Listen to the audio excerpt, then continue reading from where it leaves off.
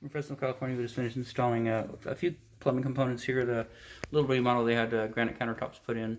Homeowner installed the faucets that you see up top, and of course the filtration. None of that's ours. What we did do is configure the disposal to work with this drain saddle back here. So that was the main thing. It was on the vertical when they had two compartments in there. Now they don't, and so what we had to do is we took the existing trap, cut the arm way back, swung it over the side the way that it was, and then just a 90 and adapter, some tubular pipe over to a new 90-degree turn that we put on the disposal. And then the harness is sitting in there, GR harness, so you know, as long as those gaskets are good, it appeared to be good.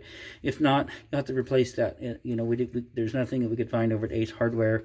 I'm not sure where they would sell them, maybe Home Depot or Lowe's, or just Amazon, but it's 1.5 inch tubular pipe, which is 1 5/8 outside diameter, and you could have them ship it. And the hole's already drilled, so all you have to do is unscrew that. 3 screws, two stainless steel screws, and that, replace it, put it back on. Anyways, the parts we got from Ace were leaking, so we got some stuff that we normally use and put it in there. So the drain is not leaking now, it's in good shape. Hot and cold water shutoff valves, both of them were dripping out of the packing nuts substantially, so we tightened those down. If you have any further trouble with those, you know, you'll have to try and tighten that packing down a little bit more, but we did tighten it down as much as we're comfortable doing, and there is no dripping at this point.